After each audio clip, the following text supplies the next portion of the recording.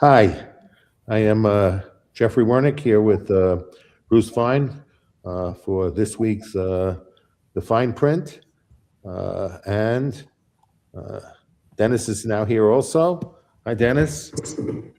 Hi, Bruce. Hey, Okay, well, this week the title is, well, I took quotes from Randolph Bourne on War is the Health of the State, and from Hiram Johnson that the first casualty of war is truth. Um, I think it's kind of interesting. I think that Trump has accused Iran of global extortion when the person most responsible for global extortion since the beginning of his second administration has been Trump. Uh, so he's tried to extort countries through a tariff policy.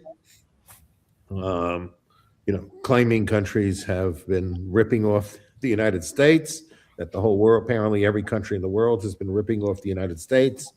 And then he tried to rip off NATO by claiming that they had an obligation to join in their efforts in the war against Iran, which they had no obligation to do. Then he's used extortion as the primary tactic of his whole administration. Universities he's extorted, states he's extorted by saying, I'm going to send in the military and ICE and DHS unless you comply. I mean, this the whole tactic and strategy of Trump is one of extortion, of using a disproportionate force to create an outcome that he wants to create. And let's look at what Iran was doing. Iran was attacked. It was an unprovoked attack, an unjustified attack on Iran. And what did Iran do? Iran blocked the strait. Uh, and Iran has been a country that's subject to sanctions for I don't know how many years it's been now. Um, and and Iran basically was letting ships go that were not engaged directly or indirectly with a threat against its existence. So it was not extorting the world. Iran was under attack, and again, this is not a defense of the Iranian regime. It's just if anyone put themselves in Iran's shoes, what would you do if you were in Iran's shoes? So what Trump is doing now is global extortion. What Trump is doing is he's got a problem with Iran, so he's going to blockade any trade from any country with Iran. So that's not a defensive act, that's an offensive act. I think it's clearly an act of war. And going back to the common theme that we have, is the Constitution was designed not to allow any single person in the U.S. government to have this type of power, have this type of authority. Again, going back to Madison's comments, the wisest or one of the wisest provisions was the fact that the person most prone to war, which we're seeing right now, is the executive, not unique to Trump. It's always the sense of is that whoever occupies the Oval Office, whoever has that type of executive power, they're most prone to use it to go to war. And the idea was that, therefore, if we're going to go to war, there should be a deliberative process, and it should be Congress that determines to go to war, and that the president doesn't really put the military into action until Congress authorizes that the military get put into option. So here we have Trump acknowledging that maybe we'll have higher oil prices, and who knows what all the collateral effects will be for an act that he's taken unilaterally, that is not contemplated in the Constitution, and he's threatened war crimes, and he's the one that's practicing global extortion, not Iran. I think, Jeffrey, it's worse. It's not practicing war crimes, and it's not just the latest blockade as a definition of an act of war, but the initial bombings in collaboration with Israel, were the definition of aggressive warfare, which we helped criminalize at Nuremberg, post-World War II tribunal.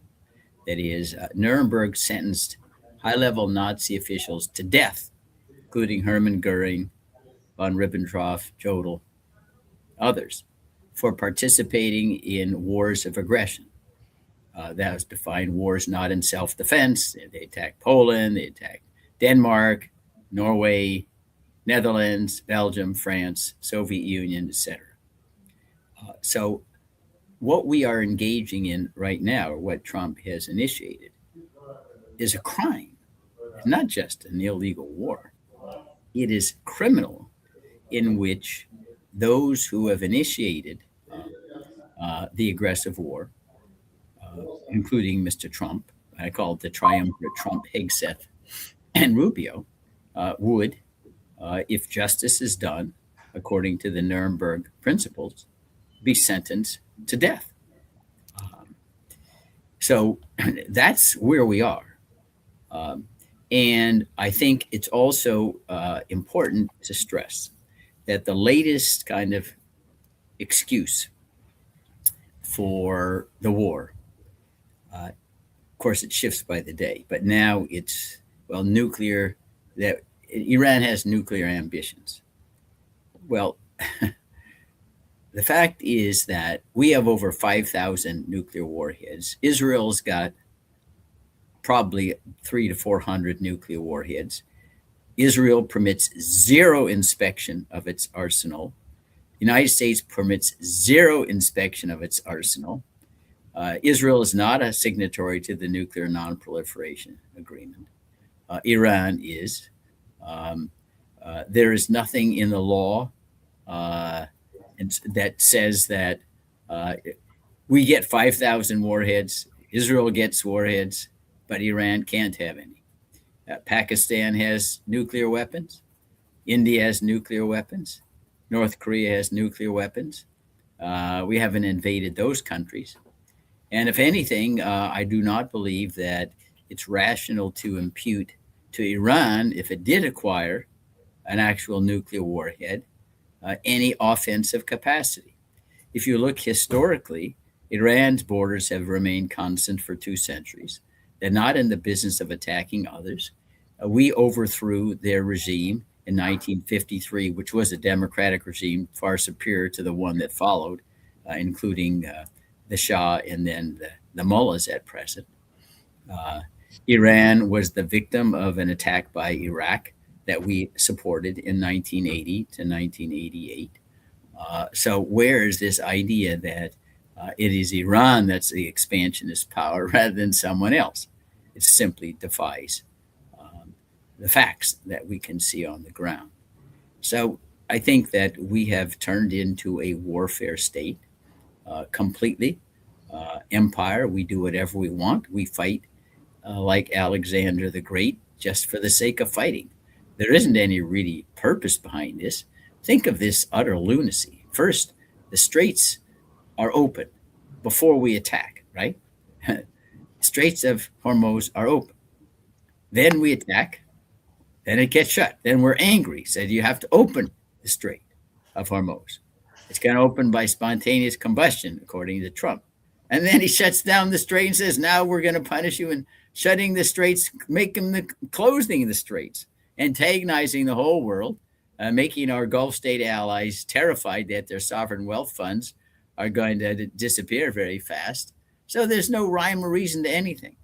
I think it's not an exaggeration to describe Mr. Trump as an imbalanced madman, worse than King Lear on the Heath, in Shakespeare's play. I don't think he knows anything what he's doing. He most recently lashes out at the Pope, who represents 1.2 billion Catholics, and calling him all sorts of vile names, weak, radical, leftist, whatever. The Pope responded and said he wasn't fearful of Trump. And remember that the vice president, J.D. Vance, is a very converted, devoted Roman Catholic who was trying to negotiate with Iran. and Trump attacks him as well.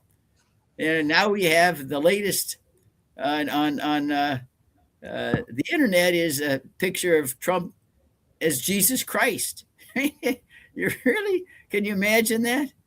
Trump as Jesus Christ.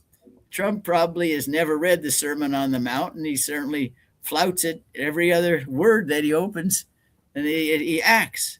So it really is mind-boggling to me that we're dealing with a character who ranks, I think, with the level of Nero and Claudius and Caligula in the Roman Empire. This country cannot survive with Trump in the White House much longer. Dennis, what do you think?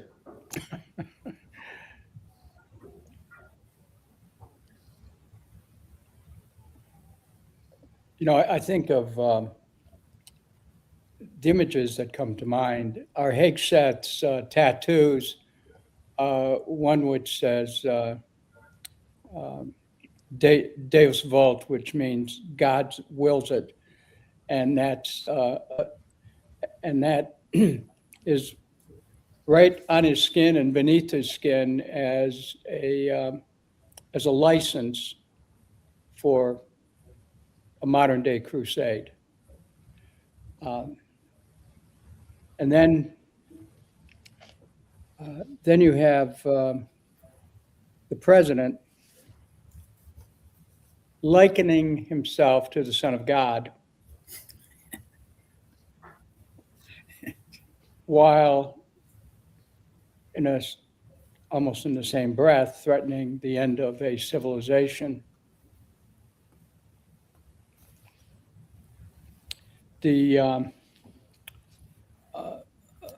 apocryphal fall from heaven was accompanied by the Latin words quis ut Deus, who is like unto the Lord.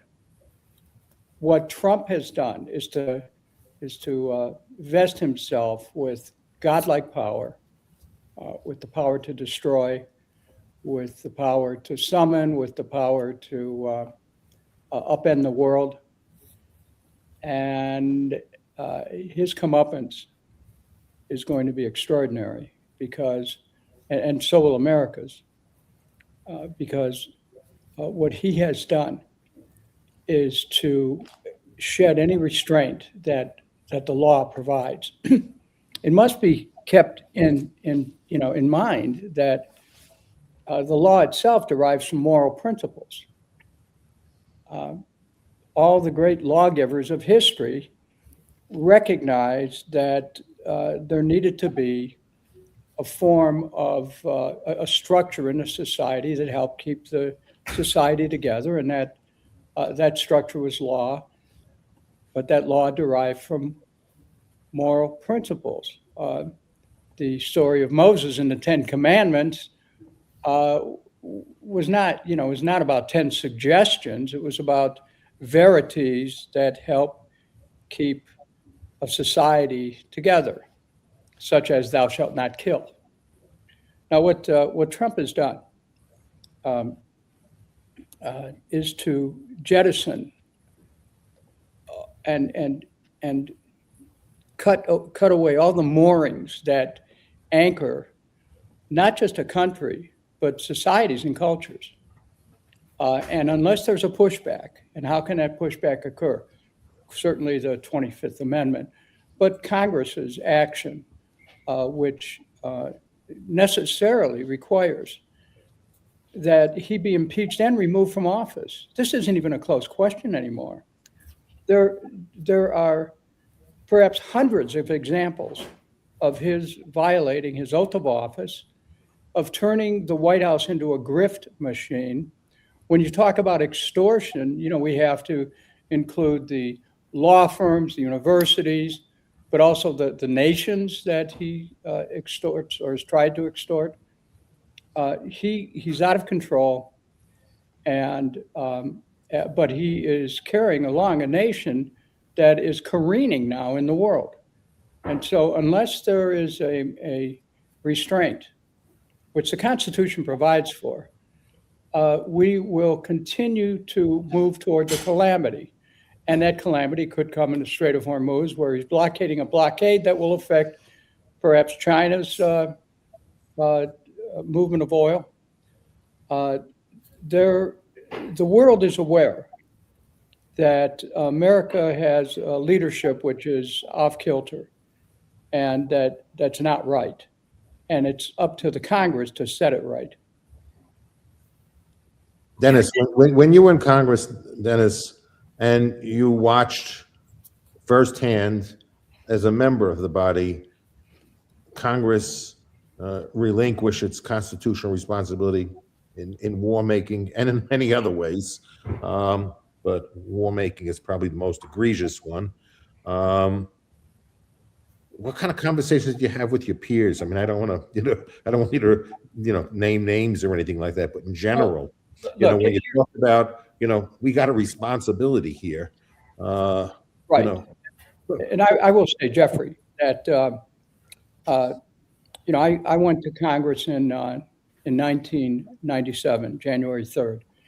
And during that time, Congress consistently ceded the power that it has and the responsibility it has under Article 1, Section 8, Clause 11, to determine if the country should move from a condition of peace to one of war. I could start with 1999, when Clinton decided to attack Serbia. He didn't have any congressional authorization. As a matter of fact, I was instrumental in helping to block a request for authorization. In 2002, there was no declaration of war. Congress simply picked up on on Bush's authorization of military force, passed in the wake of the 9/11 attack. And despite repeated efforts, and I made repeated efforts to try to get Congress to step up to its responsibility, including, by the way, not just a formal declaration of war, but I would say even more significantly, stopping the funding. That's real power there. You cut off funds. Congress refused to do that over and over, even in 2006, after the Democrats ran on a campaign to end the war in Iraq. The Democrats took power, came back, and decided to keep funding the war. So, which of course helped to underscore the president's power to take the country forward and to war. And you can, this is where we're at. And this is a phenomenon which has wrecked the balance of power, diminished Congress's role, made it easier for a president to take the country into war. The War Powers Act has been essentially nullified. The constitutional restraints of Article 1, Section 8, Clause 11, essentially nullified. And Congress's role with respect to appropriations, abolished. It's an automatic. We'll see what happens with the $200 billion request for continuing to fund the war against Iran, and we'll see what happens with the $1.5 trillion request, which is coming for fiscal year 2027, which constitutes at least 80% of discretionary spending. Congress has played into Trump's authoritarian approach and has essentially approved it up until the point that it withdraws funds for these extortive enterprises. Yeah, Dennis, you'll probably remember in 2006, when the Democrats took control of the House, Nancy Pelosi's, as House Speaker, first words, impeachment's off the table. Really? Impeachment's off the table? Sure. You can white out Article 2, Section 4? What does that, it emboldens the executive to do anything they want. Well, we have to analyze that. And what I think was behind that, you have to tease this thing apart. You have to look at the role that Netanyahu played. Back in 2002, he came before my committee, okay? Yeah. And I questioned him, which, it's on the internet if people are interested, about who would he bomb in addition to Iraq. And of course, he mentioned Iran, among other countries. Netanyahu has played a role in this. And I think that what Speaker Pelosi did at that time was to stop anything that would in any way compromise the war and the funding that was in the interest, not just of the United States, but of Israel as well. So, and once again, Netanyahu plays a seminal role in the attack on Iran. And this is part of his plan. This is his dream for having control of the region. But, the U.S. and Israel has played a very close game here, one advancing the interests of the other. And, who's leading the dance at any time is anybody's guess. But there's just no question about it that the attempt to roll back any attempt at an impeachment, which I wrote 40 some articles and presented them on the floor to impeach Bush and Cheney for lying about the war. They don't want to hear about it. And so what happens as a result? The war keeps going on. Boy, I mean, what a mess. And what this does is it underscores the fecklessness of the two-party system, that there is no check and balance within the Congress itself, that it's a uniparty, it's a war party. Yeah, it is. It's a warfare state. But I think what underscores, Dennis and Jeffrey, the lunacy of this all, what is the political astuteness and prescience of Mr. Netanyahu? He told Congress and Dennis's committee, you go to war with Iraq, do a regime change, it'll be a flowering democracy, and all despotisms in the Middle East will disappear. That's what Netanyahu said to the Congress. That's how prescient he was. Of course, none of the despotisms have gone away. No, Iraq is not a flowering democracy. It's an appendage of Iran. It's still formally at war with Israel. So why are we relying upon someone who's proved so calamitous in the past at trying to foresee political developments? He did the same thing in Lebanon for years and years and years. Well, what we're going to do is going to make an alliance with the Christians in Lebanon, and they'll be an ally of Israel, and it'll be a nice, wonderful tourist attraction in the Middle East. Well, it hasn't quite worked that way. We still have total sectarian divisions in Lebanon. It's an upheaval and chaos. Israel occupies anything south of the Litani River. So why are we paying attention to this guy? Well, wait a minute. I mean, and this is my view. What Netanyahu has been is a front state for the American military, a front man for the American military-industrial complex. And when you consider the last appearance he made before Congress, he had over 50 standing ovations. Yeah. What do you need to know? And in some ways, this isn't even about Israel. No. You've got to come back to America and what America's supposed to be about. And Netanyahu has been a convenient acolyte of this. In an exchange, he gets unbridled power in Israel, which, he takes to war, and then the people have to try to figure out how do they defend their own interests. I'll tell you, having served 16 years in the House of Representatives and seeing firsthand the games that are played, and I voted against every single appropriation to keep these wars going. And I can tell you that we're here. Let's look at where we are right now. Right now, Gaza, West Bank, Lebanon, Iran. Whoa, why? And because the United States, have enabled this as part of the price of this, what Eisenhower warned about, this military-industrial complex, which at this point exists for itself. It doesn't exist for anything else. It feeds itself. But I think, Dennis, you made a very, very, profound point in underscoring that this is not a partisan deal. The Democratic and Republican parties are both on the same page. They both, these bills, the appropriations, they passed almost unanimously. And that goes back, I believe, to my point is that, years and years, maybe 100 years ago, we basically decided to make a Faustian bargain. Let's be an empire. Let's rule the world, and the heck with glorifying liberty and the rule of law. And when you have an empire, you necessarily have a Julius Caesar kind of mechanism, whether it's de facto or de jure.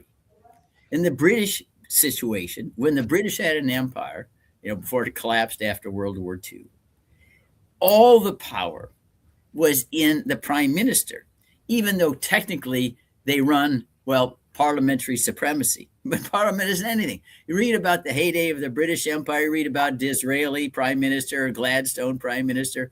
The parliament doesn't even make a cameo appearance. Because when you, as I say, when you have an empire, you got one person at the top. You need speed, you need secrecy, you need dispatch, and that kind of thing. And so that's one of the underlying, I think, pathologies of the United States that we got to confront. We have to get away from this idea that our greatness as a country means that we can walk around and tell anybody else what they want to do. Even the Madeleine Albright, we see farther than anybody else, we're God's new chosen people. We need to get away from that. We need to insist that insofar as we do want to influence the world for the better, it's the influence of example, the influence of, hey, this is how we do it here. We think it's a model that you ought to adopt. I would permit, far greater legal immigration than happens at present. But recognizing that we can't, by the end of bayonets, we're not going to turn other countries into Democrats. Not going to happen. Nice dream to have, but you got to be realistic here and know the limits of what you can accomplish. And that is something that I think neither party is going to do that on their own, because as you point out, Dennis, the military industrial complex has already got them. They give them all of the payroll, the money, the jobs in their district. Before we go back to Jeffrey, which we need to hear from him. It's something just occurred to me, because Trump is moving with wild abandon, and to me that mirrors what the far right Likudniks in Trump's in Israel's cabinet are doing in the West Bank with the settlers, priming Palestinian prisoners for execution. That we can get distracted by the big show in Iran, but the truth is that this impulse, this murderous impulse, which is emanating from the White House, is it's like a call and response. And we have to take some responsibility for this energy, this negative energy that is igniting these kinds of this kind of conduct around the world, but particularly on the part of the Smotriches and the Ben-Gavirs, who basically function with impunity while they themselves play a form of God with the lives of prisoners and the lives of the people who live in the West Bank and Gaza. Yeah, I think, well, the first thing I think is, and we've brought this up before, but it's still something I don't accept and find very unreasonable, is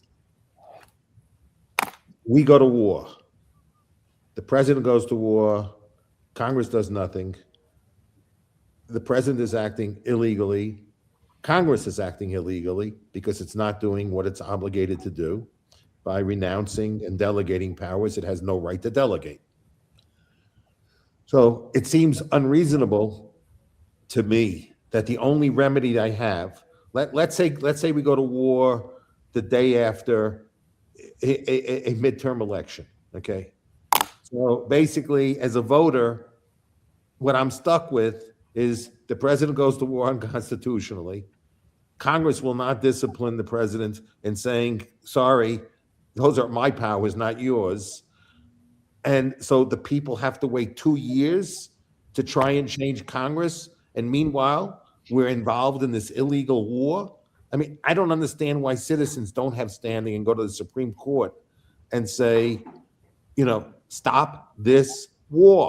It's illegal. It's illegal. You're sitting on the sidelines. You're going to tell me as a citizen who is funding this that I have no standing, that I have to wait 2 years to have my voice heard at an election, okay? And that's the only recourse I have. In the interim, this illegal war can go on for all this period of time. That's absurd. That is really absurd. It's absurd that that's the only recourse that the people have is through the election cycle. And meanwhile, the president can go on and do whatever they want as long as Congress doesn't do anything. And the people are the ones paying the bill. And they have no voice except for this this incremental periods of time. Citizens should be able to go and say, where I have standing because I'm paying the taxes that fund this. Stop this now until Congress declares war. I don't understand why that's not a reasonable position. Well, it's a reasonable position, except that our Constitution was written with the idea that the structure of it would inform stability, that it wouldn't be quick turns, that the ship of state would sail forward. We have the 10th Amendment. We have the 10th Amendment says that whatever. Sorry for interrupting you, Dennis, but we have the 10th Amendment that things that are not the things that are left, if nobody else does their job, ultimately it's left to the people. So we have the 10th Amendment. I can sit back and say the 10th Amendment says none of you are doing your job. At the end of the day, if you all don't do your job, at the end of the day, the last word is with me.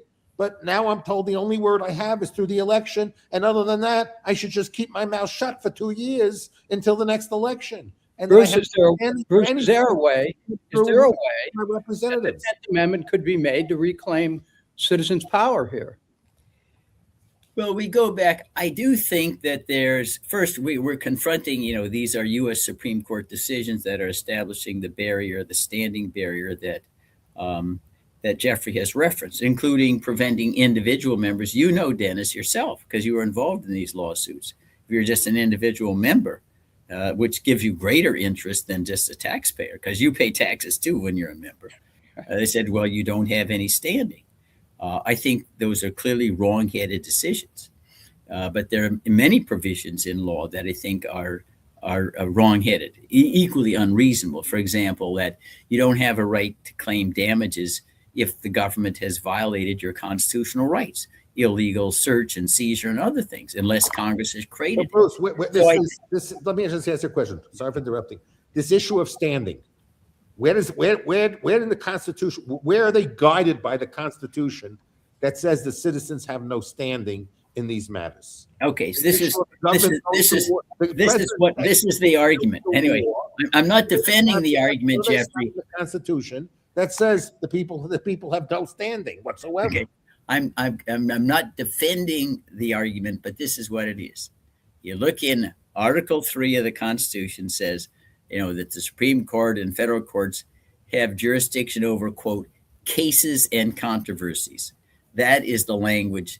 And they say a case or a controversy means, based upon tracing back to British common law, that you have to have an immediate or past concrete injury before it amounts to a, quote, constitutional case or controversy. Oh, there's no injury going to war? Nobody's injured. Jeffrey, I'm not defending. Jeffrey, okay. Remember these famous words of Mr. Bumble and Oliver Twist? If the law supposes that, the law is a ass, a idiot. Yes. And that is and I believe that's exactly what's going on here. I think it's not because it's intellectually coherent. I think the justices have believed, well, they just don't want to get involved in this. They feel that they're not elected and, hey, they're not experts in military things, so we'll just keep our hands off. But I agree with you, intellectually, it's completely fraudulent. There's nothing that says you don't have a case because you're a taxpayer and funding something that's illegal. Why isn't that a case? And in fact, in state courts, where you don't have, the case and controversy, there are states that accept taxpayer standing if they believe the state government is doing something illegally.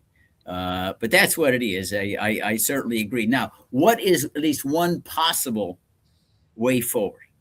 I do believe that if Congress enacted a law that attempted to bestow standing on a taxpayer for funding an unconstitutional war, I think that would have a credible possibility of passing constitutional muster. Because this is because Congress doesn't want to act. with this idea of not having standing is catch-22. You go to the court because you're not getting a remedy in Congress or the executive branch. Then the court sends you back and says, hey, wait a minute, don't go to us, go back to Congress and the executive. But the reason why you're in court is because you're not getting any response by Congress and the executive. Well, I'm going to present an argument further on why this is so absurd. We had tariffs, right? Who challenged the tariff policies? Businesses, right? Businesses who were paying the tariffs, that were paying the tariffs. They were given standing because they were directly impacted by the tariff policy, so they were giving standard in the court. So basically, businesses that are impacted by tariffs can go and get standings in court, but citizens who are all impacted by paying the cost of war, okay, have no standing. Makes no sense to me whatsoever. So really doesn't make any sense at all that that's the case. And tariffs are destructive, but what's more destructive than war? Okay, so there's nothing more destructive than war. I mean, I think tariffs is a form of war. It's warfare in other terms. It's using a different weapon, but I find tariffs a form of warfare. But they're not as lethal, while they're very consequential. And I don't want to undermine the point of how consequential tariff policy is, but there's nothing more lethal than war. That's why Madison said it was so wise to not let it reside in one person. So the Supreme Court is sitting on the sideline, knowing that the president is illegally asserting Article 1 powers, claiming it for themselves. Congress is doing nothing about it, and the Supreme Court is sitting on the sidelines and saying, "There's nothing I can do about it." It's just absurd. And the fact that nobody's damaged by it, that's people are getting killed. Okay, Americans are getting killed. Americans are have to fund this war. It's $1 billion a day. $1 billion a day that's got to come out of somebody's pocket. How can you say there's no consequence to anyone who's paying that $1 billion a day? Either this generation or future generations. Somebody's got to pay that $1 billion a day, right? Yeah, but Jeffrey, everything you say is absolutely true. But this is not ahistorical. The U.S. Supreme Court has historically walked away in wartime from defending the Constitution and just ceded it basically to what Congress or the executive branch. It really is the executive, and even as bad as the Japanese American concentration camps. They just figured, we're not going to look at anything. If Roosevelt said, it was obvious this was completely racist. The argument was made. Vietnam was an undeclared war, right? Absolutely, it was an undeclared war. And were not people drafted against their will to go into the war? Yeah, they were. No, people drafting against their will do not have standing to say, you can't draft me to go. How many Americans got killed? 56,000. Yeah. That's not a consequence? No, but here's what happens, I think, as a legal matter. One, you did have a case. Declaration of war, but I don't have any standing because I'm not being damaged. I'm being sent to a place against my will, okay? And I'm getting killed, but that's not sufficient for me to have standing, okay? Well, it's a little more complex, Jeffrey. Number one, you did have Massachusetts. The state of Massachusetts did sue Secretary of War Mel Laird on behalf of their citizens, arguing that the war was unconstitutional. The Supreme Court wouldn't accept it, standing.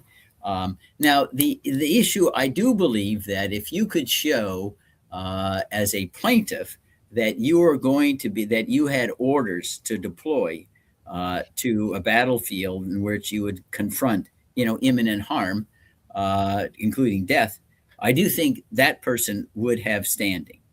Now, they could still be thrown out on political question doctrine, which is another way to avoid making decisions on this matter and say this is not meet for judicial resolution because they wanted to dodge it. But typically, and I have tried to contact plaintiffs in other war situations, that if you are a member of the military and you file the lawsuit, you know that your career in the military is over. So it's very, very hard to get people to agree to be plaintiffs, if you're a member and going to be dispatched. Some others have been drafted, but if they're not sent to a war zone, the courts have said, well, you're not fighting in the illegal war area, and therefore you don't have standing. So anyway, that's what makes it difficult to get a case there, and that's why, Jeffrey, in 236 years, the Supreme Court has never once opined on whether a war was illegal or not. Zero, 236 years. And in one of the cases, it's not a war case, it was a treaty case. This concerned Jimmy Carter's revocation of our Taiwan Defense Treaty. And Barry Goldwater brought suit and said, no, you need consent of Congress to get out of a defense treaty. And the court said, political question, we're not going to decide this. So it is not historically a court that stands up in times of a crisis and defends liberty. That also seems unreasonable. If it renders irrelevant congressional authorization of treaties, if the president, what's to stop a Congress from voting for a treaty, and the next day the president saying, good, you voted for it, you got the supermajority needed for a voting majority, now I'm exiting the treaty that you authorized, then it's like having no power whatsoever. That's absurd. That's exactly right, Jeffrey. It says these are rights, but we need to recognize that in some sense our most fundamental and cherished rights, if Congress is not going to defend them, and Congress can defend them by impeaching any president who violates, and you can impeach for far less than criminal offenses, then they are just paper rights. And unless you have the political power, you're vulnerable. The court has not, and I don't believe will step up and defend you unless you have, a strong political backing. That's just descriptive of how our system has worked for 236 years. Do I applaud it? No. I think the courts should be the first responders, not the last responders, when the Constitution is burning. It should be the last institution that surrenders rather than the first one. But that simply is not how it's played out in reality. I think it can change. I don't think that there's sound reasoning behind their standing decisions. If you had justices who came in and said, well, we're going to reverse these decisions, we think they're misplaced, that's possible to happen. But that is not the political and legal culture that we have right now, for sure. Do I applaud it? No, but I'm just being descriptive. Yeah, I'm going to have to go in a moment because I've got some difficulties with my computer I have to sort out.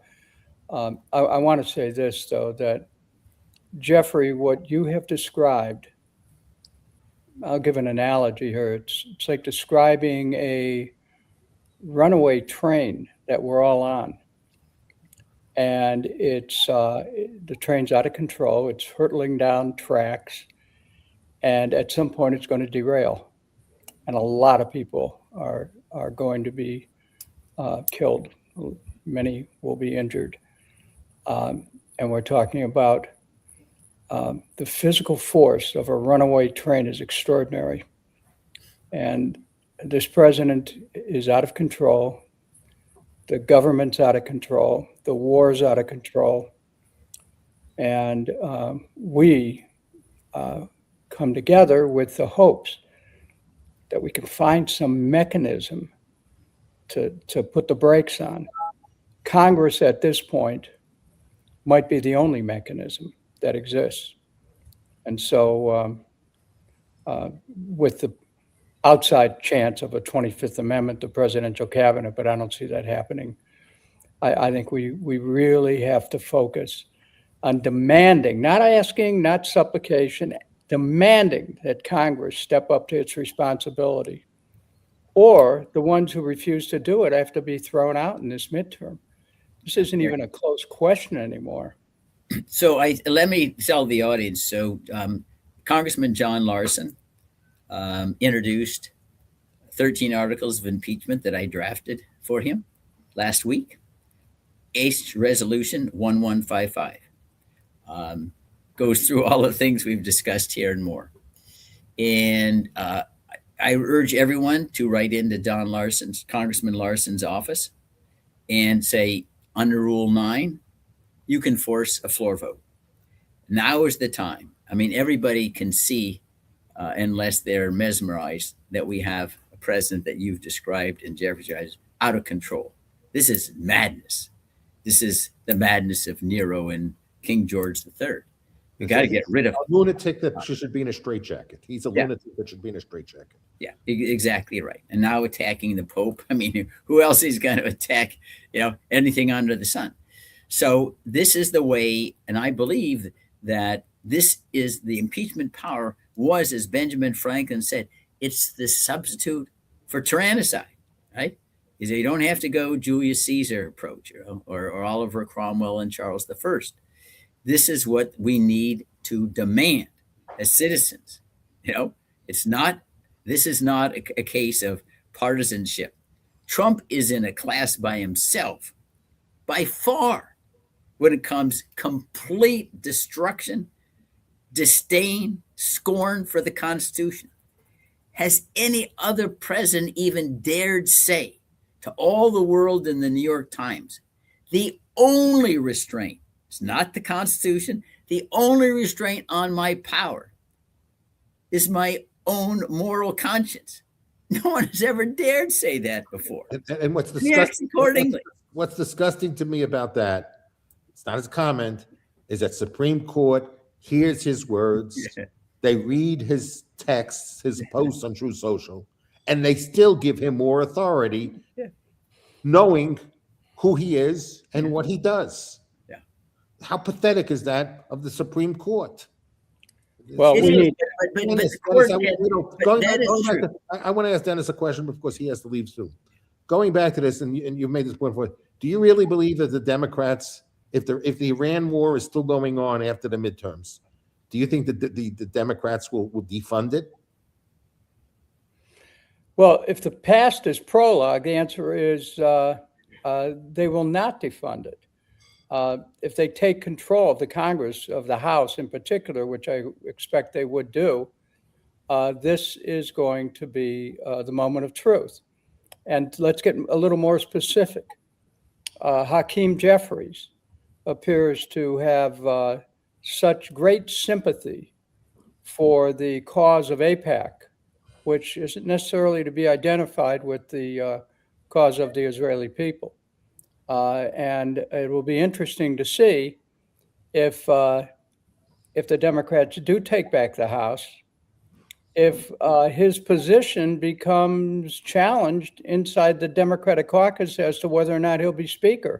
So the roiling that's going on within the Democratic Party goes back to whether or not the party is independent. Let's remember, it was just last week that the Democratic National Committee voted not to pass a resolution that was aimed specifically at AIPAC, as well as the opaque funding process that changes the outcome of congressional elections. So, yes, we'll see what happens. But as you pointed out, Jeffrey, over and over, why do we have to wait till, it's not just waiting till November, we'd have to wait till January the 3rd when the next Congress comes in. That's a long, long time. A great war, an even bigger war. How many days? We're right now in April, so we're in month 4. So we have almost 8 more months to go for that day, 7.5 months. Okay, that's it's 210 days more or less. That's $210 billion more dollars. Okay, I would think that $210 billion is consequential of money we'll spend. Okay, and then we know who knows how many people will kill, how many of us will get killed, and how much military hardware is going to be destroyed and replaced. And so for that, we have to wait and to see that, and the Supreme Court says that's not damage. Well, what has to happen in the meantime is pressure has to put on Congress to not to fund the continuation of the war against Iran. And let's face it, this phony weapons of mass destruction argument was used to lure us into the war in Iraq. And this is just a variation of it. And it's interesting. Even Vice President Vance tried to justify the failure of the U.S. to continue negotiations by saying, well, nuclear this, nuclear that. What a bunch of baloney. This is a pretext for continuing a war which should have never begun in the first place. So here we are. Jeffrey, I have to take off right now, but thank you for the power of your voice of conscience and for the inquiry, which asking questions that need to be asked. What is the avenue? What's the venue for trying to take a different direction? And Bruce, no pressure, but we need your constitutional expertise. I love the idea of perhaps having Congress change the law to provide that venue for a taxpayer to be able to prosecute a case at the federal court level. So, gentlemen, thank you. These discussions become ever more significant, and I'm very grateful to be part of them. Thank you very much. We're grateful to have you a part of it, Dennis. Thank you. Thanks. Bye-bye. Well, Bruce, going back to the standing issue, okay, and what people's, for me, we've learned that that people in Vietnam, our generals, our administration, were lying to the American public about how the war was going. We were also told the same thing about Afghanistan. Why aren't the people who lied to us war criminals? How many Americans died and how many other people died because the circumstances on the ground were completely misrepresented to us. So people continued to try and support a war, and the same with the phony sale of the weapons of mass destruction. How many people had to be killed over lies and lying people into war? How is that not a war crime? Why aren't these people hung? How many deaths are they responsible for? It should be a war crime, and these people should be tried.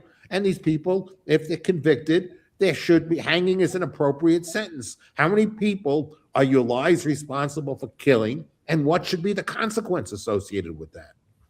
Well, Jeffrey, yeah, they are crimes, but you have to have a prosecution, and this goes back to another inanity about prosecutorial discretion. The government that participated in the lies is not going to go back, and punish people who told the lies that they were told to tell. It's a cynicism, if you will, of our Air Force general over Japan in World War II, Curtis LeMay. He said, among other things, we better win this war, because if we don't, we're going to be tried as war criminals.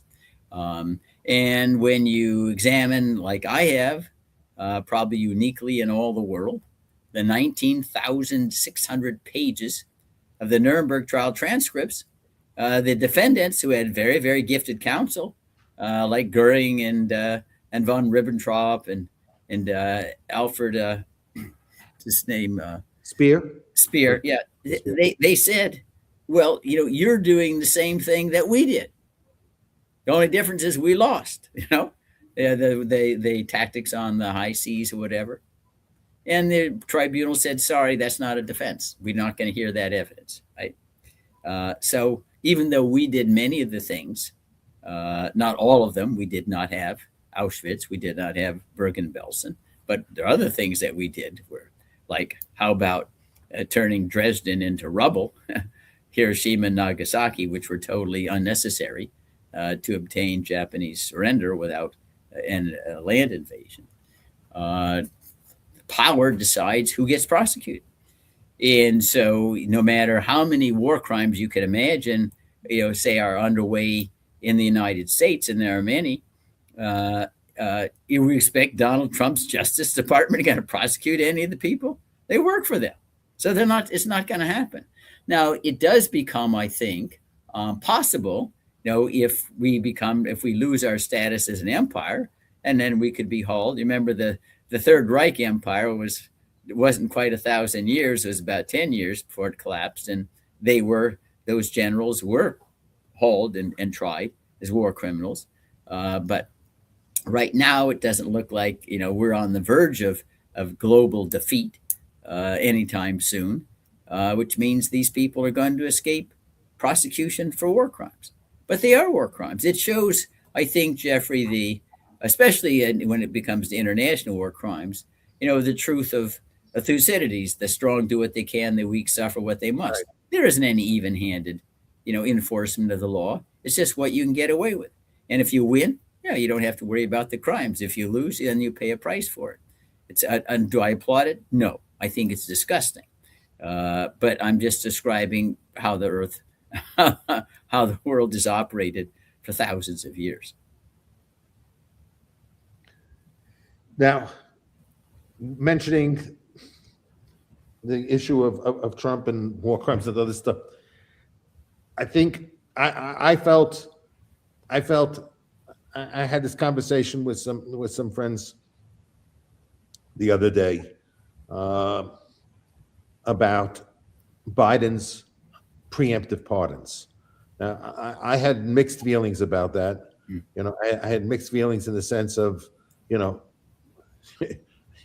think a preemptive pardon is normally inappropriate, but I had some understanding for the circumstances that you had, Trump coming into office, promising retribution, and you had a person known for attacking enemies in a very rigorous fashion, and someone who was not afraid to abuse power in doing so.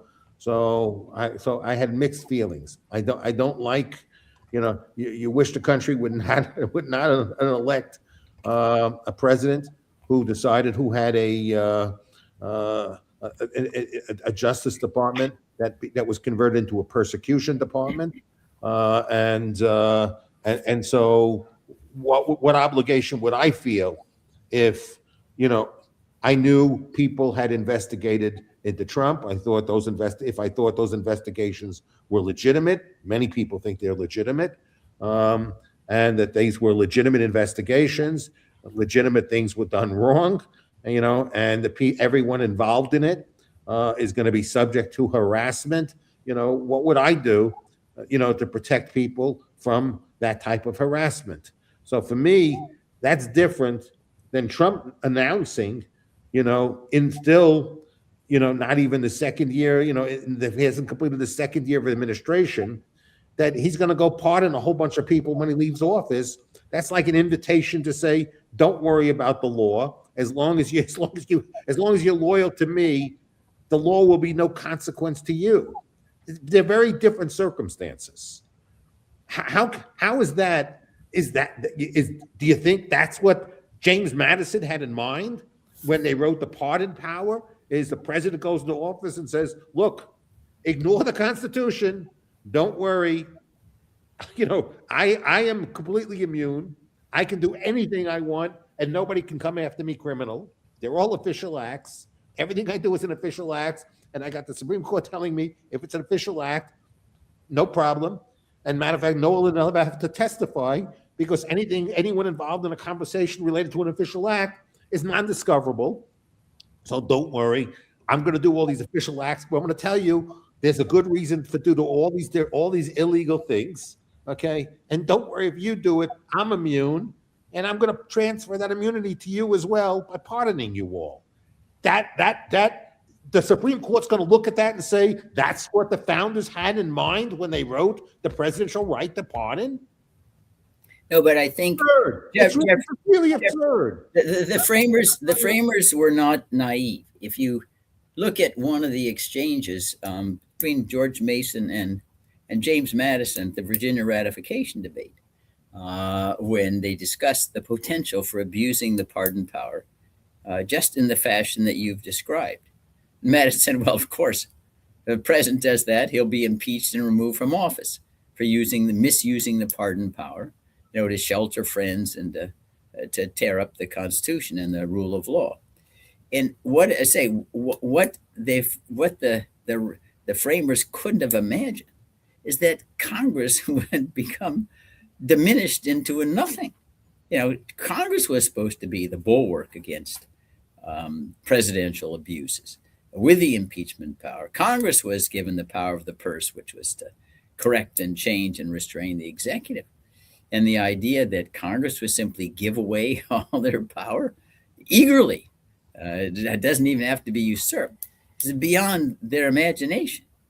And that's why the system is not working and hasn't worked for many, many years, is because the source of it is complete congressional abdication of its responsibilities, which comes, I say, in part because when the citizenry and the culture in general concluded, let's make a Faustian bargain, we'd rather be an empire, the heck with the rule of law and glorifying liberty.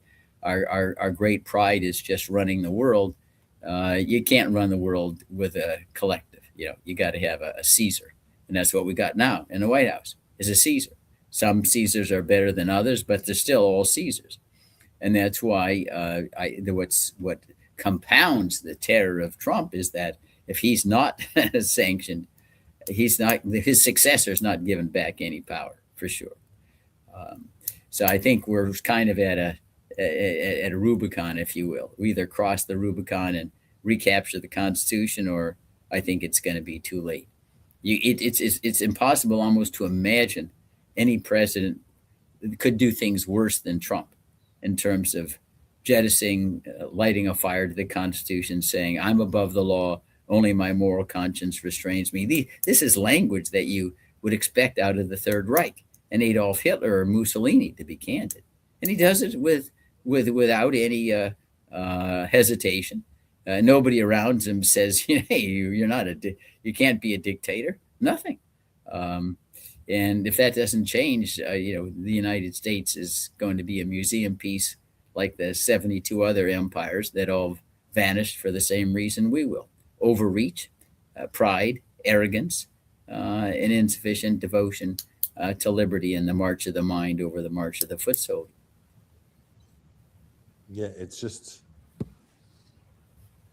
And what do you, if do you really think? I mean, this is just pure speculation, but if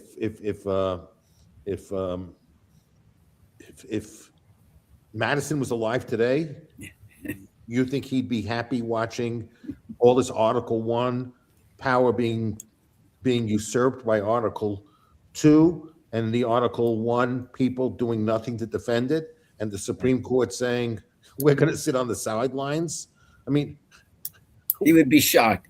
James Madison would be shocked, and he'd feel that all of his handiwork had turned to ashes. When he was president, Jeffrey, in 1810, when our maritime commerce was being plundered by the British and the French during Napoleonic Wars, the Senate passed a bill stating, the president, you can go to war if you feel it's necessary to protect our maritime commerce.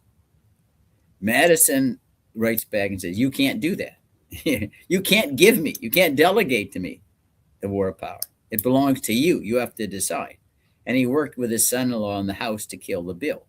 But that's James Madison. And Madison is the only president who during wartime, and he declared by war, the War of 1812, he didn't suspend any civil liberties, none.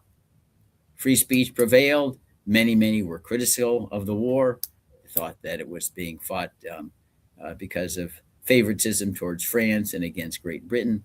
But James Madison, as the president, said, no, I don't, there isn't any occasion where you suspend civil liberties. So James Madison, I say, he would be shocked out of his mind if he saw the United States government operate the way it is today. So what do you think?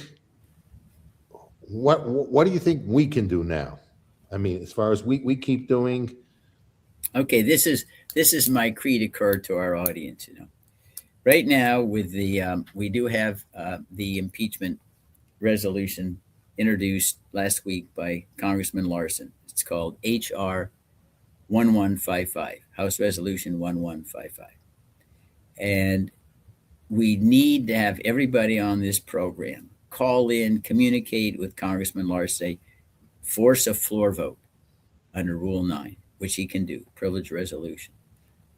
And now is the time is right because, now most they say just last couple of hours, Mr. Trump has alienated 1.2 billion Roman Catholics around the world. He alienates new people every day. Say we have to get rid of this guy, ASAP.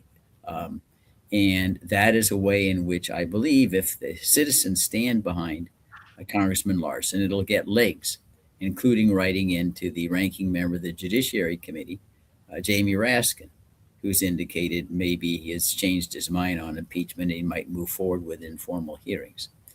That is the best that we can do right now in terms of making impeachment a reality. And I want to underscore, this is not an anti-Trump derangement syndrome. I actually wrote an article and have drafted articles of what I call contingent impeachment, Jeffrey, to remove the argument that this is just a personality issue, you just hate Trump. And contingent impeachment says to the president, listen, we may not like you, but you can stay in office, but you got to honor the Constitution. These are the unconstitutional things you've done through executive orders and otherwise. If within the next 30 days you revoke these orders and make the victims whole, you can stay in office. This is about the Constitution, not about Mr. Trump. And I think that is that's the optimal way that we need to move forward here. It's the process that is sacred here, not the personality. And to communicate with Jamie Raskin, hey, you need to do this because we know Mike Johnson, the House Speaker, is going to do nothing.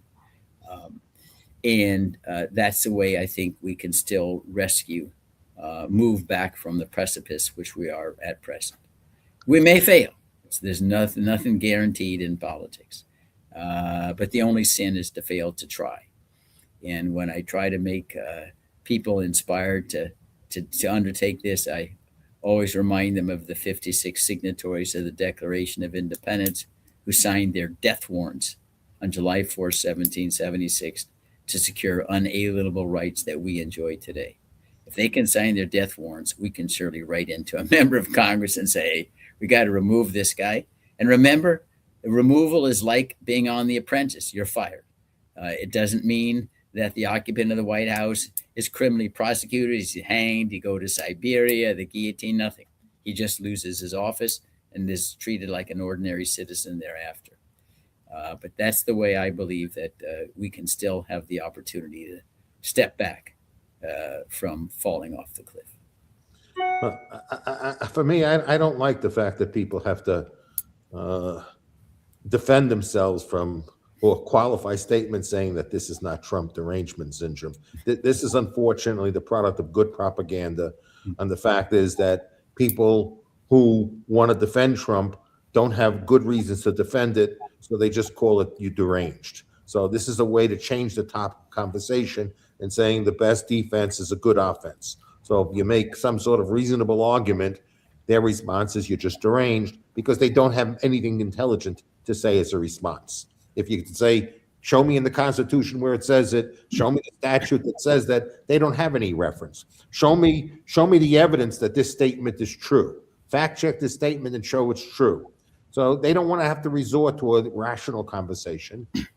They want to just say you're deranged, and then you have to defend yourself that you're deranged. So I mean, we're making legitimate arguments here. If people want to address the argument, they can address the specific claim that's being made.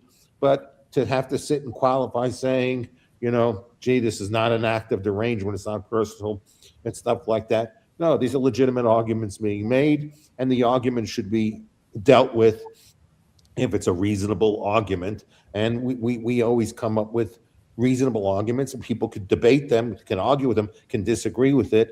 but they're reasonable and well thought through. And they're not a product, of a deranged mind. That's obviously, the case. The type of things Trump says is the product of a deranged mind.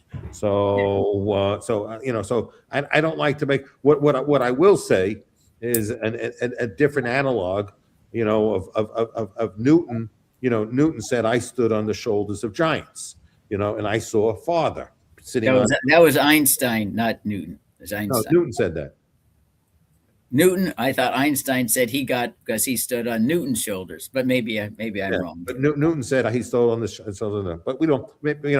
We can each fact check this later. Okay. So possibly I could be wrong too. So, but the point of it is that Newton said, a lot, or Einstein said, a lot of what I've come up with is a product of what I've learned from people in the past. So I think, but I saw father. So I think that's true of Trump. Trump has benefited from the fact that the Congress has been pathetic at asserting its Article 1 rights. They've been pathetic at basically for the entire post-World War II era. Only Trump's stood on the shoulders of giants and has seen much further, than anyone else. So he's had more imagination on how to use things that have been abused for a long period of time. So there's an element of truth in that. So when people say other people, the reason why some people say it's deranged is because other people have gotten away with it. But if other people have gotten away with crimes, what's deranged is to think that if other people have gotten away with crimes, that means everyone who succeeds them should be able to get away with a crime.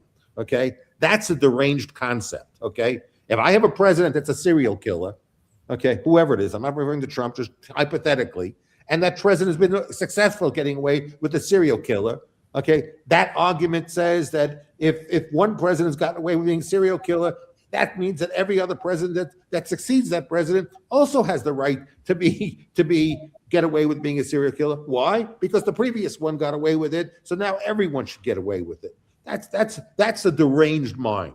That logic is a deranged mind. That's a cognitively impaired person. Okay, so people can't look at the fact of, and the point that you made, not many presidents have said, I have no constraints other than my own conscience and my own sense of morality.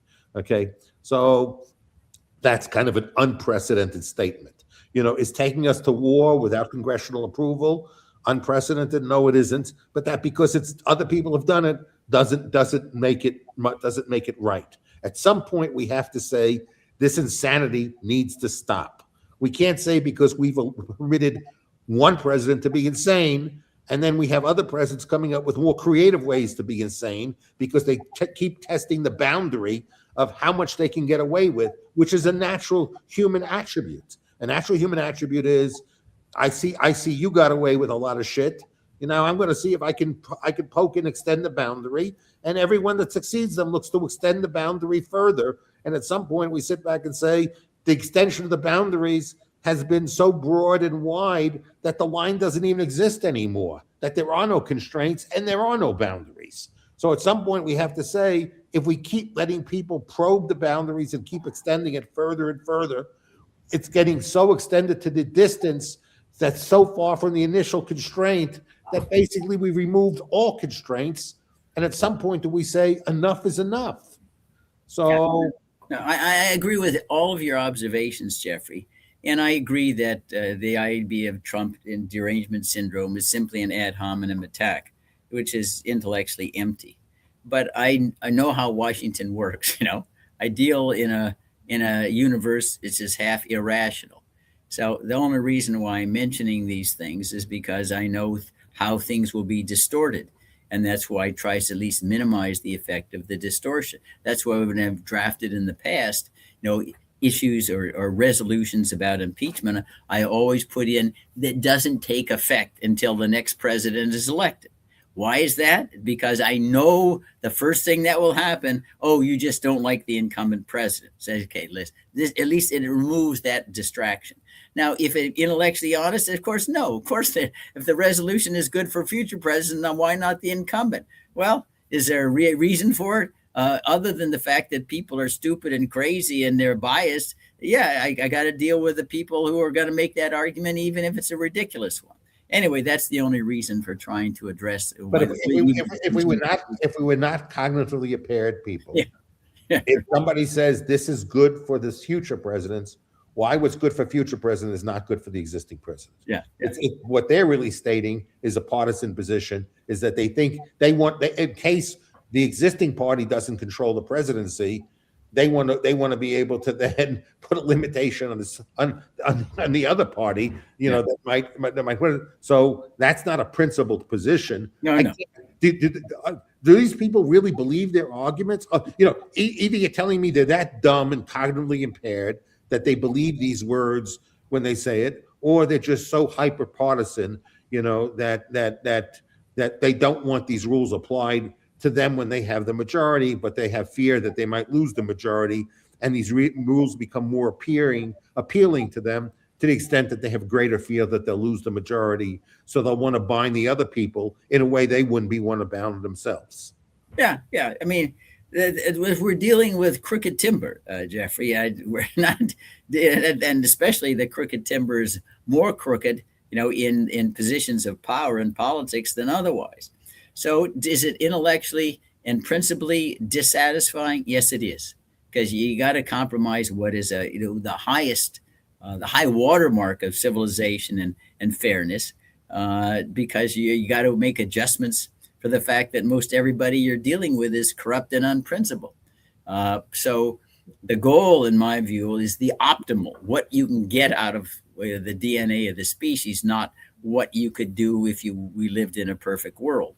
I know some people could say, it isn't worth compromising at all. I've been around long enough. I figure you can get some things done, even if the people do it for the wrong reason. At least they're doing the right thing. Is that fully satisfying? No, but at least I think it diminishes at least some of the injustice in the world, and if it's better than not eliminating any in going for perfection. Although I can see an argument on the other side, say we need to have a perfect standard and try to raise the level of public morality, but I don't think that's going to happen. Whatever your aspirations are, you just walk down those corridors and the House office buildings and the Capitol, and every 2 years it becomes more and more dreadful and droopy. It's very, very sad, to see. This were the halls of Daniel Webster's and Henry Clay's and John Quincy Adams, even Abe Lincoln at a time, Thomas Hart Benton, and now you look at. I haven't met them, but I can say with high confidence these are no Daniel Webster's there. That's for sure. John C. Calhoun also was great. John C. Calhoun, yeah, people who debated the merits, thought well. They weren't perfect, but compared to where we are now, and they're truly giants. So it's but I say it's up to us. We're the ones who need to send these people, who need to inspire people. And we need to have, in my judgment, we need to have candidate schools to try to inculcate an understanding of the Constitution for those who run for office. In my view, it's very sad that, we have all these presidential libraries, and we have all these special scholars on presidential power. We got nothing on Congress. I think that creates a distorted view of how separation of powers is supposed to work under the Constitution. And I've urged Congress pass laws that create appropriations to study Congress, the history of institutions. In the textbooks, you read the typical civics textbook for high school and college, Jeffrey. Congress does. I say they don't even make cameo appearances. It's all about the presidency. James McGregor Burns and all these famous scholars. They're all presidential scholars. You can't. If I asked Jeffrey, can you think of a single so-called congressional scholar? There aren't any. Yeah. You don't make names. There are no Arthur Schlesingers of the Congress. They don't exist, and that's wrong. They should exist. That's how the separation of powers and equilibrium is intended to work. So we have all power checked at one point or another. Yeah. When I used to give Bitcoin talks, throughout the part of the world. And people would want to talk with me about U.S. politics. And so I used to tell people, well, many things, but one of the things I would say, you know, what was the greatness of America when at its founding and through the 19th century? I said, look at the 19th century, you know, outside of a few names after the founding generation. So basically from Andy Jackson, you know, through, you know, Teddy Roosevelt, you know, maybe the only name people will remember is Abraham Lincoln and nobody else in between. Yeah. I said, I'm excited, you know, that's exactly the greatness of the United States. We went through a period of non-consequential presidents, irrelevant, mediocre, and the United States prospered during this period of time and became one of the wealthiest nations in the world. You know, from 13 colonies with mediocre presidents that nobody remembers, that have little to no consequence whatsoever. And yet that's what American greatness came from, was that the president was just not so relevant to the development of America as a nation. And this has changed significantly in the post-World War II order. So when we decided to become an empire, the president became relevant. Yeah. And I think our official empire status began at the conclusion of World War II. So, you know, the treaties that we entered into, we decided we would be the cop of the world. We decided we would retain a global order that was centered around us as the center of gravity, you know, and we started placing troops everywhere. So, you know, I think the day, you know, as a country, where I always say the day capitalism died was 1913, was the year that we created the Fed, that we created the income tax, and we also had the direct elections of the senators. So that was the beginning of the centralization of government.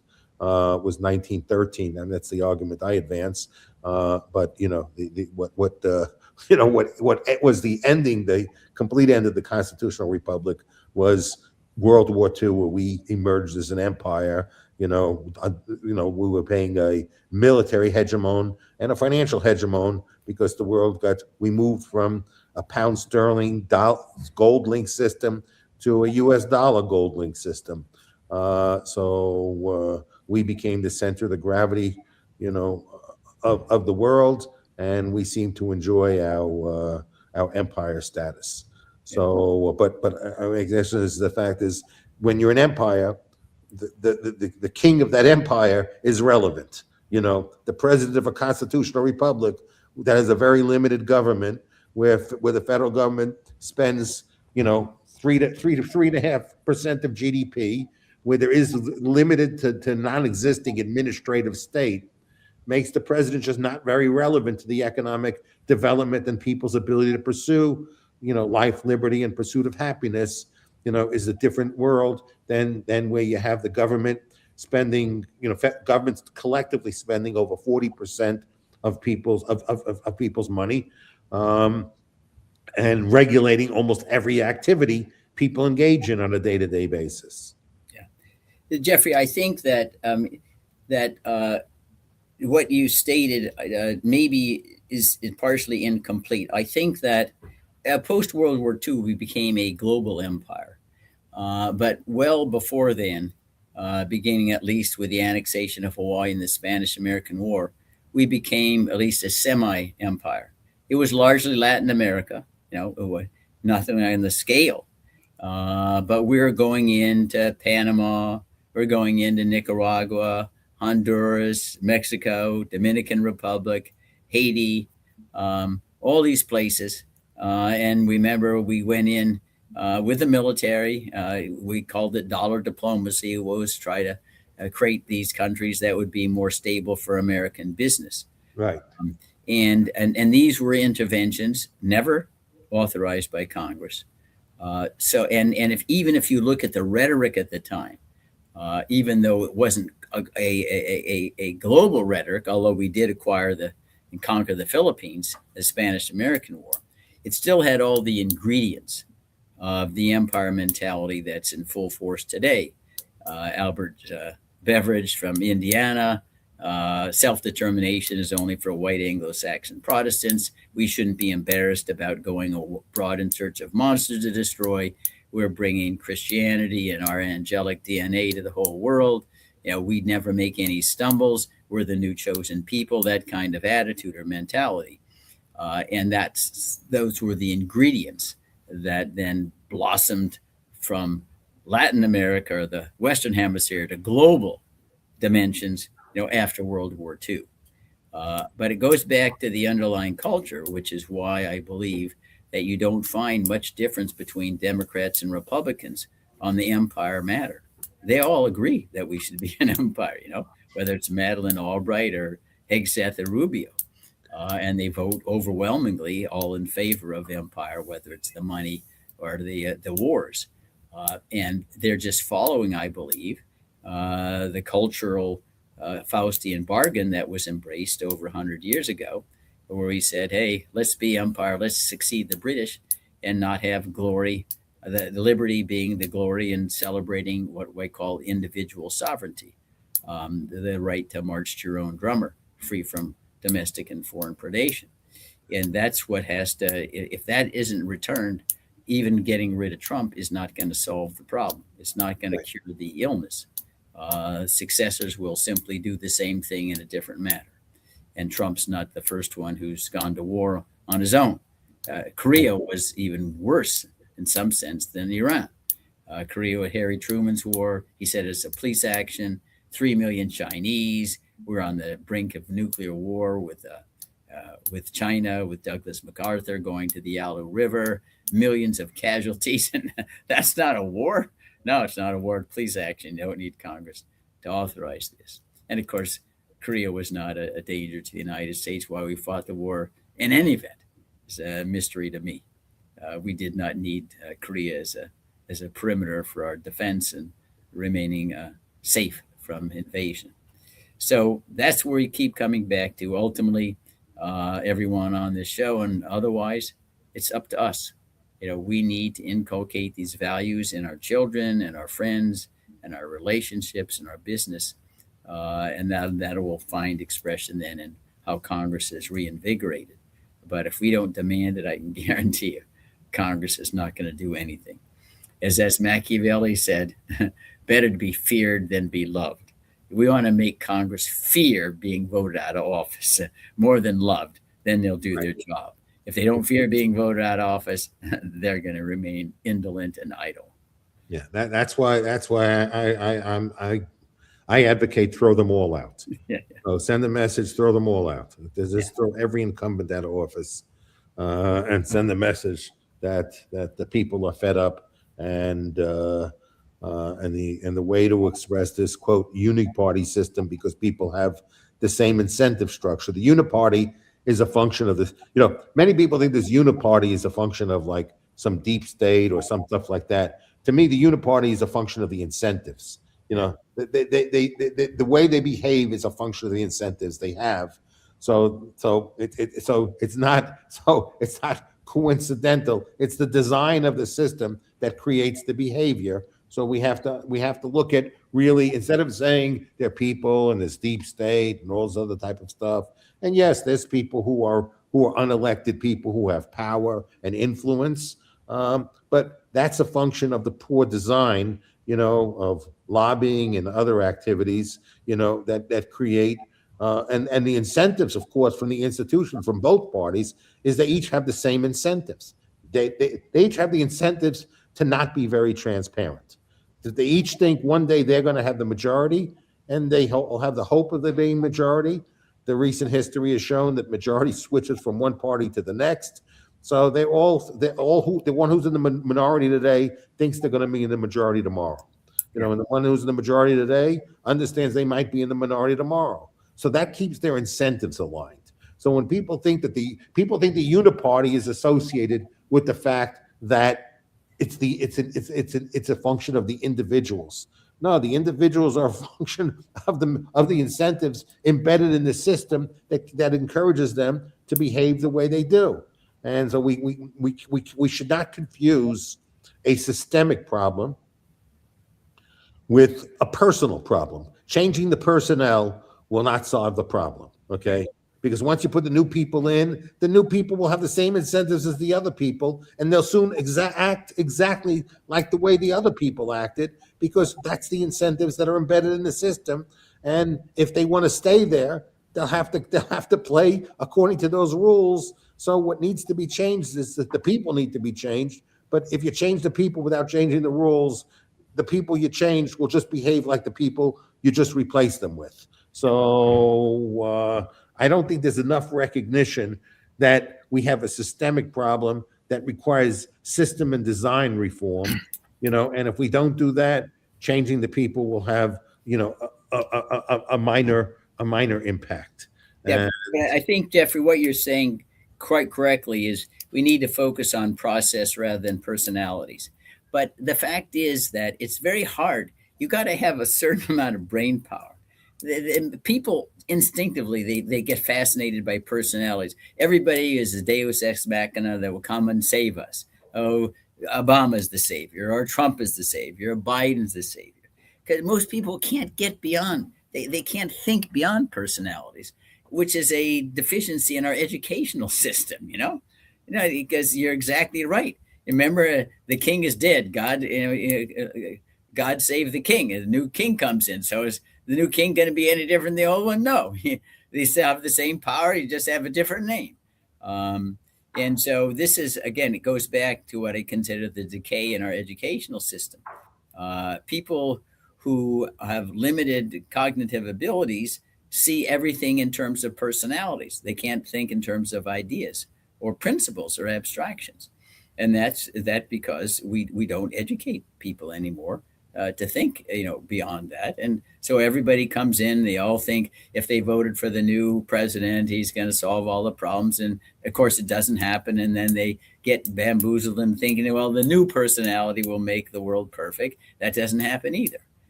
Because as you point out, it's the process, the incentives that people have across the board that's going to determine behavior. Because we understand that a Socrates or a George Washington is one in 1,000 years.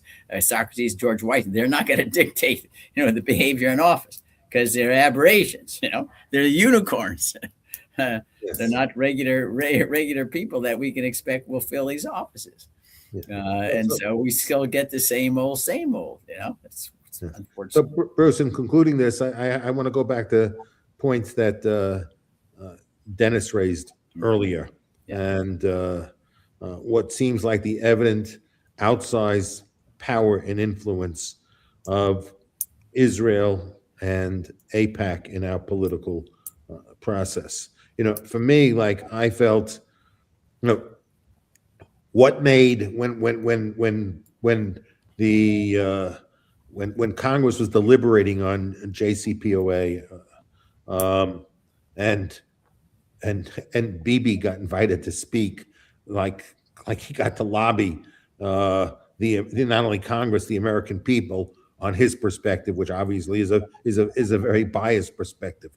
When I think, what I can recall is two presidents being allowed to speak in front of a joint session of Congress, which was Bibi and Calderon. So. But it's not like every time we have an issue of, with our policy of Taiwan, we got to figure out what to do about Taiwan. Let's invite Mr. Xi in so Mr. Xi can ever speak to the American people in a joint session of. Let's let Putin talk about. Let's invite Putin to speak in Congress so he can explain his perspective, on the Russian-Ukrainian, war. So one is if you're a fair people, which we like to consider ourselves fair people. We're not, but we like to consider ourselves fair people. You hopefully would want to hear two sides of an argument, not only one side of an argument. So if you listen to one side of an argument, you already know you're getting a biased presentation. So that's not an appropriate a deliberative process means you hear all sides of a story, not just one side of the story. So why is our Congress seem to be so influenced by Israel? I mean, I know AIPAC gives a lot of money, but a lot of people write a lot of checks. but Israel coming in and sitting in at these meetings to figure out, Bibi in the Situation Room to talk about, what we should do, regime change, whatever, being invited into Congress.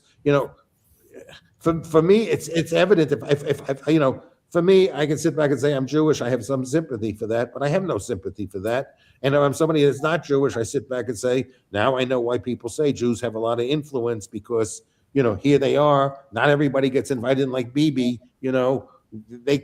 Bibi commits genocide, but we still send them an arm of money and things like that.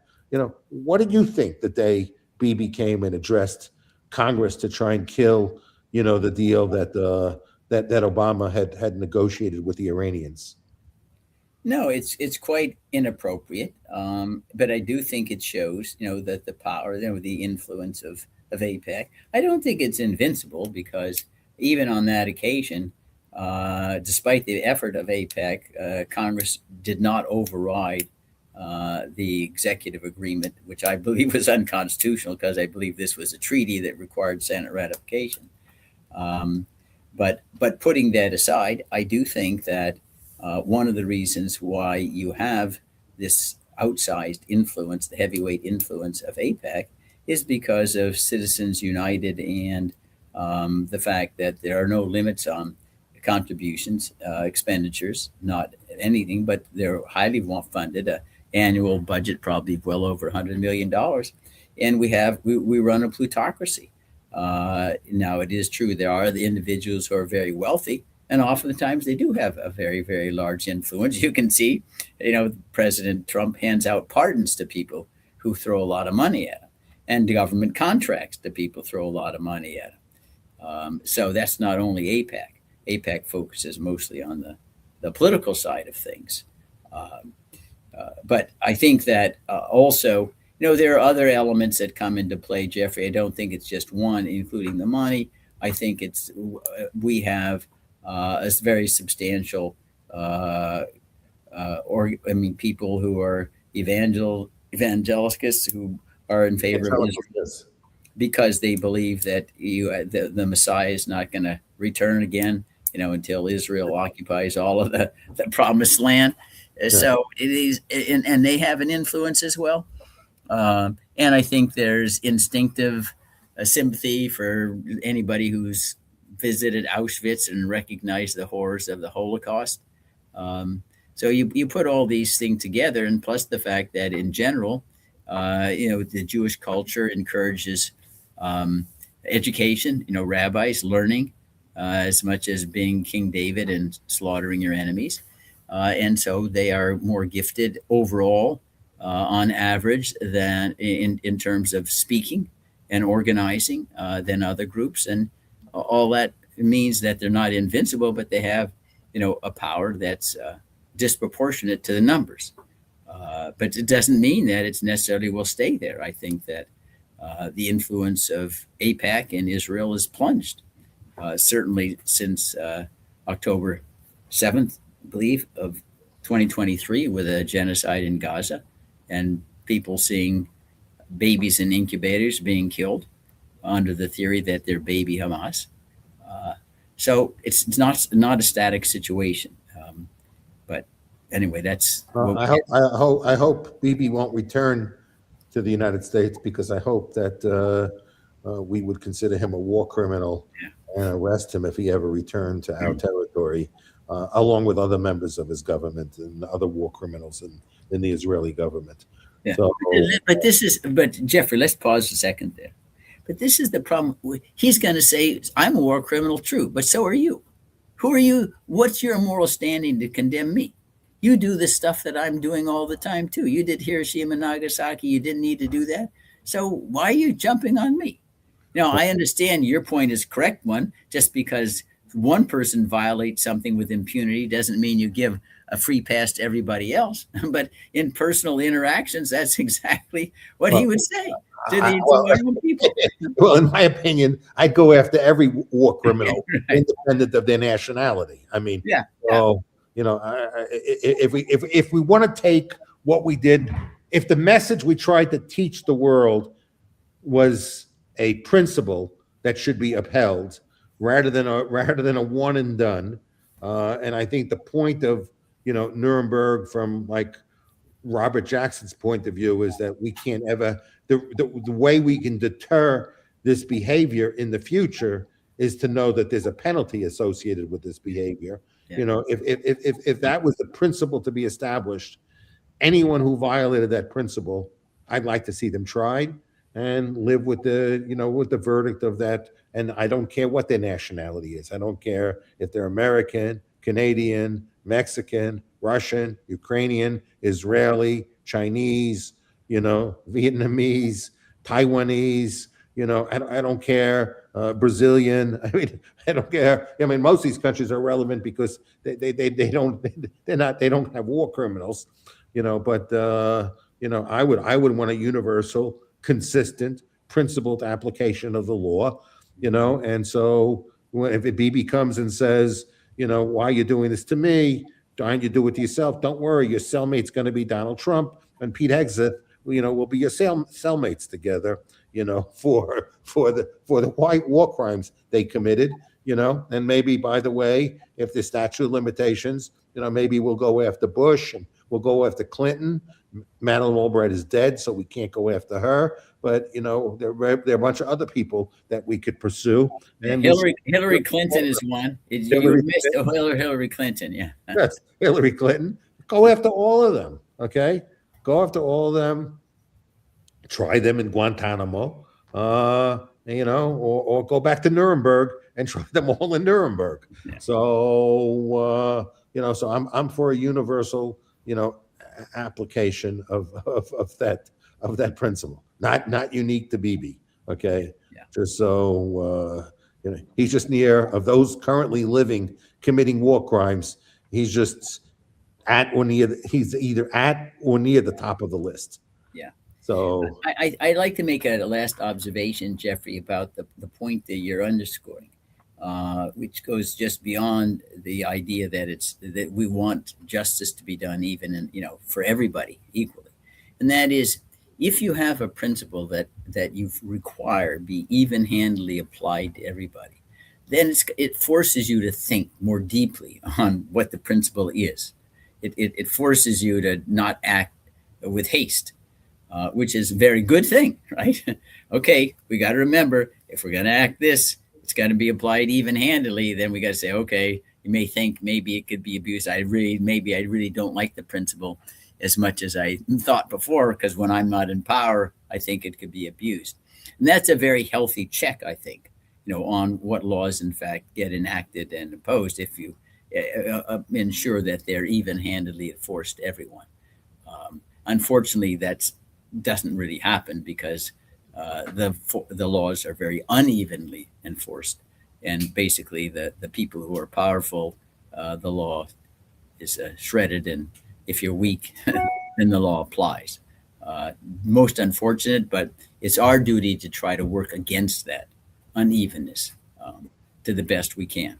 Well, I think the biggest extreme in unevenness right now, yeah, in my opinion, as you're talking, is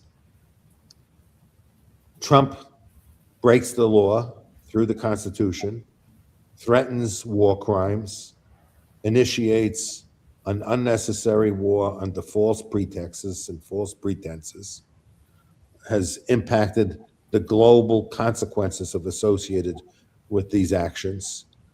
And that's okay. But somebody crossing the border, that's like a capital offense. Yeah. Okay. And there we're a rule of law society. How dare you come across the border, without permission? Doesn't make a difference that the only thing you ever did bad in your life was cross the border without the right documents, without the right permission process. And that you came, you found a job, you worked your ass off, you paid taxes, you bought a home, you were a model citizen after that. No. What's really bad is you came into our country without permission. We can bomb anyone else without permission. Don't worry. That's okay. Okay. We can go out, have one person say, I got this private military force. It's the most potent military force in the world. I'm going to send it anywhere. I'm going to hijack a president of a sovereign nation, and then I'm going to steal their oil. And that's okay. That's okay. That violates. I don't care what rules it violates because I'm not subject to rules. Okay, the rules don't apply to me. Okay, but walk across the border without asking the right people with the right documents. Okay, rule of law, no exceptions. Rule of law. Okay, how absurd is that? Really, how absurd is that? What kind of principle is involved? If people really believe in the rule of law and should be applied that strictly and that diligently, okay, then how come we're letting all this other stuff be gotten away with that is much worse in consequence? Well, of course, yes, we don't like illegals, but we don't like Iranians. So killing them, who gives a shit? Okay, it's a horrible society. It's an oppressive regime. So we can go and kill as many as we want. And I'm sure the only people we're killing are the bad guys. Well, they were all bad guys. So, even the kids are bad guys. Even the schools we killed, who gives a shit? Okay? Who gave a shit? We killed schools. We killed kids. Who cared? Really, who cared? Nobody here seemed to care. Are we going to pay damages on it to the people we did it? Okay? Is what we did to that school worse? Any not worse than is it any different than September 11th? Yeah. No, Jeffrey, listen, the world is a huge mess, and it's not something that makes me gleeful and makes me disappointed. But we got to remember that we're never even gone close, to what I call, perfect justice or fairness. We just try to work the best we can to diminish the amount of injustice. There's a vast amount of injustice for the reasons that you've identified. Many people, they committed the crime of being born in Venezuela. Is that a crime to be born in a country that's a tyranny and you're trying to flee it and come to the United States? Of course not. And then even at the highest levels, the U.S. Supreme Court saying, how can we have celebrate a rule of law when you tell the president you can commit these crimes with impunity? Well, what the heck does that mean? What do you mean we have a rule of law? How do you say, I believe in the rule of law? Don't worry, commit all the criminal acts you want. Don't worry, as long as you're doing for my benefit, you're going to be pardoned before I leave office. So don't worry. You have immunity and impunity. Don't worry. That's a rule of law society. A rule of law society is where the president gives a license to people working for him to break the law, okay, and know that he has their back. That's a rule. And then you go and lecture people who cross the border without a document. Yeah. No, it goes back to the sentiment of George Orwell's Animal Farm. All animals are equal, but some are more equal than others, right? So that it's innocent. Well, that's the world that we got. Everybody's equal, but some are more equal than others. Anyway, I don't think we're going to be able to cure that defect in the species in our lifetime. Maybe never. But just because we can't cure it entirely doesn't mean we try to diminish, the magnitude of the deficiency. And that's why we have the program and we encourage everybody to come on. It's not we don't want to have people look in despair. We have to acknowledge the warts, and try to cure them the best we can. So is it perfect? No, but you know what? It's better than all the alternatives. Well, thank you, Bruce, very, very much. Okay. Thank you, Jeffrey. Bye. Talk to you soon. Bye-bye.